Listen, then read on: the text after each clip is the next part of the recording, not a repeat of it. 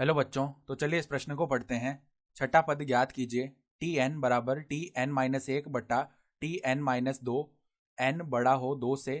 T एक का मान है एक के बराबर एंड टी दो का मान है दो के बराबर। तो यहाँ पर देखो, इस सवाल में हमें छठा पद ज्ञात करना है।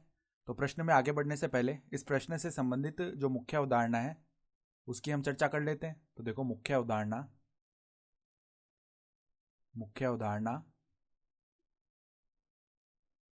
एन के विभिन्न विभिन्न मान रखकर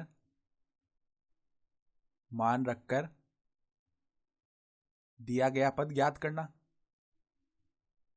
दिया गया पद ज्ञात करना। तो हमें देखो छठा पद ज्ञात करना है। तो हम क्या करेंगे, देखो यहां से हमारे पास में क्या दिया हुआ है। टी एन का जो मान है वो टी एन माइनस एक बट्टा टी एन माइनस दो के बराबर है। और यहाँ पे हमें बताया गया कि एन का मान दो से बड़ा है। साथ ही साथ टी एक का जो मान है वो एक है और टी दो का जो मान है वो दो है। ठीक है। तो सबसे पहले हम क्या करते हैं, यहाँ पर एन बराबर तीन रख देते हैं। तो एन बराबर तीन रखने पर क्या आएगा, देखो टी तीन का मान आ जाएगा। तो टी तीन माइनस एक क्या हो जाएगा, दो बट्टा में तीन तीन माइनस दो क्या हो जाएगा, एक, यानी कि टी एक। और टी दो का मान कितना है, दो है, बट्टा में टी एक का जो मान है वो एक है, यानी कि टी तीन का जो मान है वो दो आ गया। अब देखो एन बराबर चार रखते हैं। तो एन बराबर चार रखने पर यहां से टी चार का मान आ जाएगा। तो टी चार बराबर में देखो टी एन माइनस एक है, यानी कि चार माइनस एक तीन हो जाएगा, बट्टा में एन माइनस दो यानी कि चार माइनस दो दो हो गया। अब देखो टी तीन का मान है दो, बट्टा में टी दो का जो मान है वो भी दो है, तो ये एक बन जाएगा, यानी टी चार का मान है वो एक आ गया। अब देखो एन बराबर पाँच रखते हैं।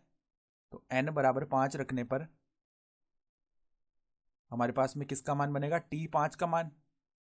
तो टी पाँच बराबर में क्या आ गया, टी एन माइनस एक यानी कि टी चार बट्टा में टी एन माइनस दो यानी कि टी तीन।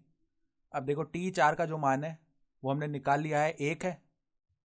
तो एक बट्टा में टी तीन का जो मान है वो दो है, तो एक बट्टा दो। अब देखो हम क्या करते हैं, टी छः का मान निकालने के लिए एन बराबर में छः रखते हैं, और यही हमसे पूछा भी गया था, छठा पद पूछा गया था। तो एन बराबर छः रखने पर टी छः का जो मान है वो क्या बनेगा, टी एन माइनस एक यानी कि टी पाँच बट्टा में टी एन माइनस दो यानी कि टी चार। अब देखो टी पाँच का मान है एक बट्टा दो, बट्टा में टी चार का जो मान है वो है एक। तो हमारे पास में छठा पद क्या आ गया, एक बट्टा दो आ गया। अतः हम क्या लिख सकते हैं, अतः छठा पद एक बट्टा दो होगा। ठीक है। तो हमसे छठा पद पूछा गया था, तो हमारा उत्तर कितना आ जाएगा, एक बट्टा दो ही हमारा उत्तर हो जाएगा। तो आशा करता हूं कि आपको यह प्रश्न समझ में आया होगा।